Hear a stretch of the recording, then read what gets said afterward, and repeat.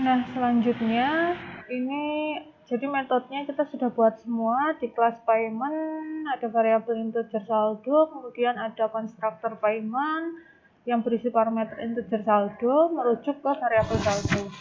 Kemudian ada metode isi saldo yang digunakan untuk menambah value atau nilai dari variabel saldo, sehingga nanti ketika kita menggunakan metode ini, memanggil metode ini, kita bisa menambah nilai dari variabel saldo tersebut, sehingga saya gunakan operator increment.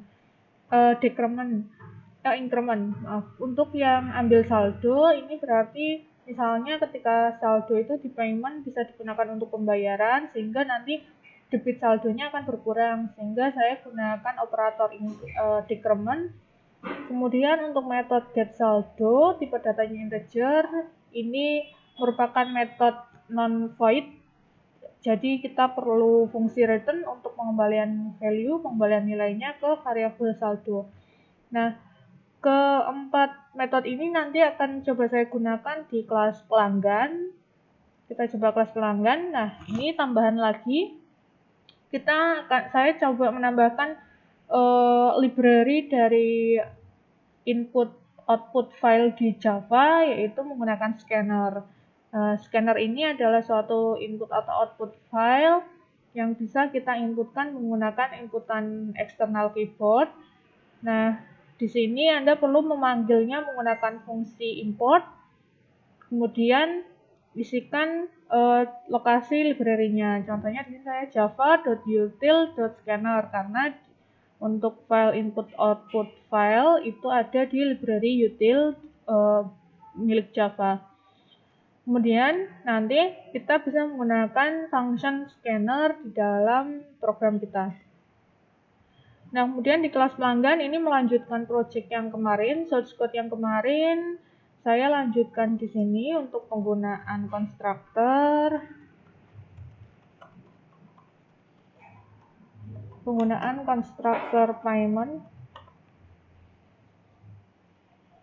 Nah, di konstruktor payment ini saya akan menggunakan fungsi scanner, jadi tinggal panggil saja fungsi scanner. Ini instansiasi ya. Sama kalau ketika kita mau menggunakan suatu library atau function bawaan yang sudah ada di Java, ataupun untuk memanggil suatu kelas, kita sama menggunakan istilah instansiasi yang sudah saya jelaskan sebelumnya. Nah, kita panggil fungsinya scanner, scan ini variabel untuk instansiasi. Kemudian new scanner, di dalamnya kita menggunakan fungsi system.in, karena nanti kita akan menggunakan sebagai input nilai atau input value. Kemudian untuk memanggil kelas payment menggunakan instansiasi payment, variabel pay sebagai kunci variabel instansiasi, new payment. Diperhatikan ya, kita kembali ke kelas payment. Di kelas payment ini ada konstruktor, metode konstruktor payment yang memiliki parameter. Jadi ketika memanggil kelas payment maka perlu diisikan parameternya. Dan di sini parameternya adalah variabel saldo yang bertipe data integer. Maka saya isikan misalnya saldo awalnya ini 1 juta. Jadi payment instansiasi pay, kemudian isikan parameternya.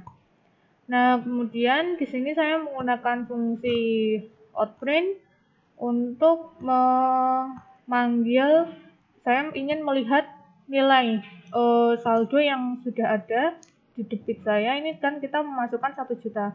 Kemudian kita panggil menggunakan variabel instansiasi payment-nya pay.method get saldo ini untuk memanggil method get saldo di kelas payment untuk melihat isi dari variabel saldonya.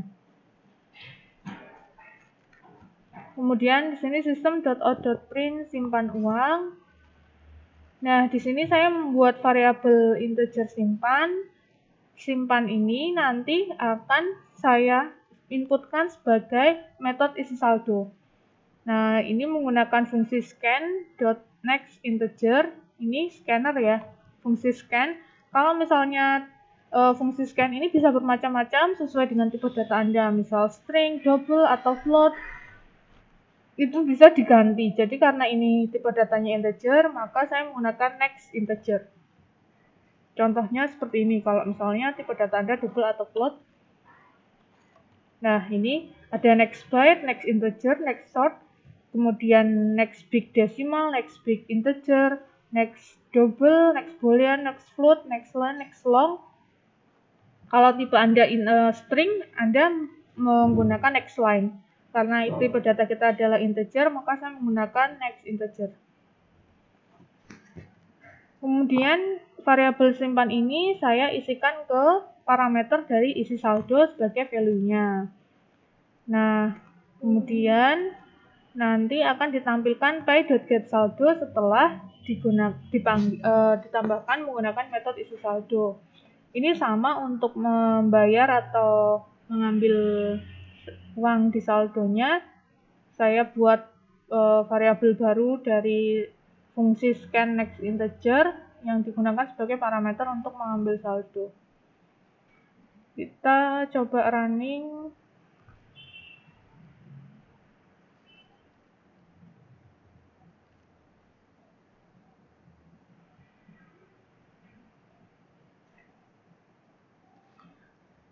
Nah, ini di sini saldo saat ini 1 juta.